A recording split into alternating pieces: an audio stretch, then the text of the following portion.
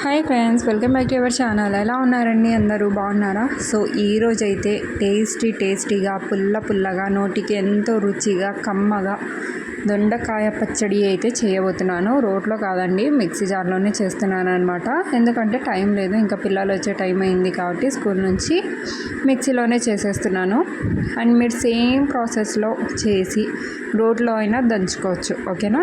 మరి ఇక్కడ ముందుగా కడాయి పెట్టేసుకొని అందులో ఒక 3 టేబుల్ స్పూన్ల వరకు అయితే ఆయిల్ వేసుకున్నాను, ఓకేనా? ఫుల్గా 3 టేబుల్ స్పూన్ల వరకు ఆయిల్ వేసుకున్నాను. చాలా బాగుంటుందండి దొండకాయ పచ్చడి అయితే. సో ఇక్కడ నేను 1/2 కిలో దొండకాయలు తీసుకున్నాను అనమాట. సో ఇక్కడ కనిపిస్తుందా మీకు? ఈ విధంగా అయితే కట్ చేసుకున్నాను.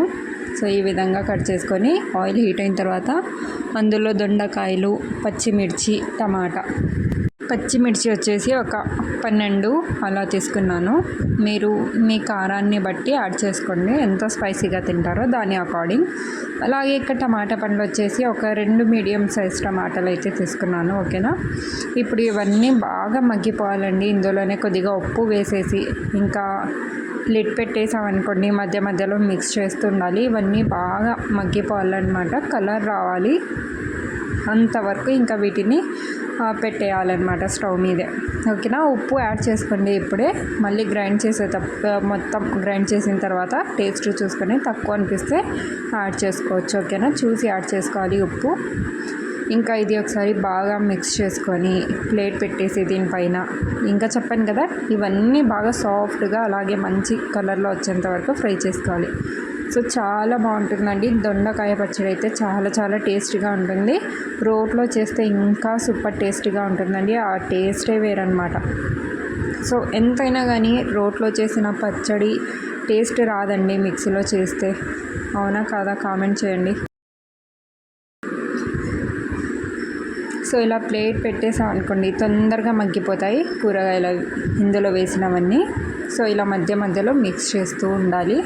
ఇంకా టమాటా పళ్ళలో ఉన్న నీళ్ళు మొత్తం, సో చూసారా, నీళ్ళు మొత్తం వచ్చేసి బయటకు వచ్చి ఆ తర్వాత మళ్ళీ మొత్తం డ్రై అయిపోయి కలర్ చేంజ్ అయ్యేంత వరకు ఫ్రై చేసుకోవాలి.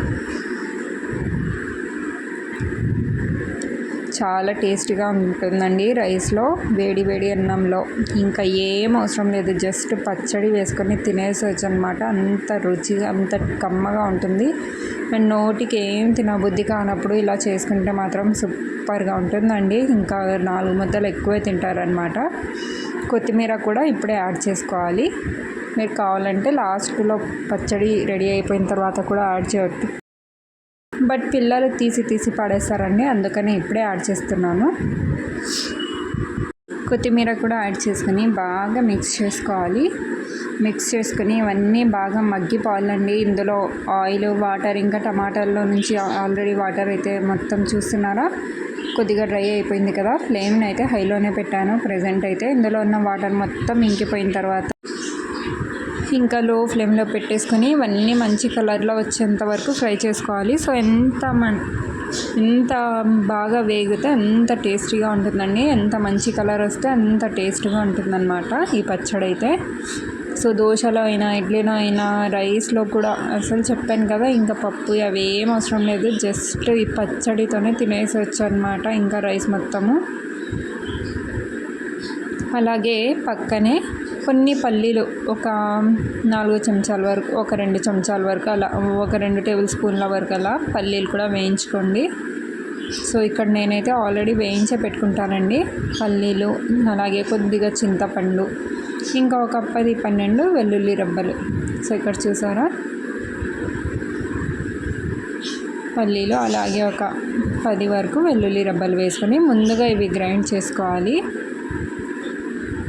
సో ఇక్కడ చూడండి, ఇలా బాగా గ్రైండ్ చేసుకున్న తర్వాత ఇప్పుడు దొండకాయ ఇది ఉంది కదండి, ఇది మొత్తం చల్లగా అవ్వాలన్నమాట. పూర్తిగా చల్లారిన తర్వాత ఇవి కూడా యాడ్ చేసుకొని గ్రైండ్ చేసుకోవాలి. సో పల్స్లో గ్రైండ్ చేసుకోండి, మరీ పూర్తిగా పేస్ట్లా కాకుండా కొద్దిగా బరకగా పల్స్లో గ్రైండ్ చేసుకుంటే చాలా బాగుంటుంది. అక్కడక్కడ దొండకాయలు నోటికి తగులుతూ చాలా మంచి టేస్టీగా ఉంటుందండి. మరి పూర్తిగా ఇక్కడ చూస్తున్నారా, పేస్ట్ లాగా చేసుకోకూడదు. ఇక్కడ కనిపిస్తుంది కదా, ఇలా ఉండాలన్నమాట.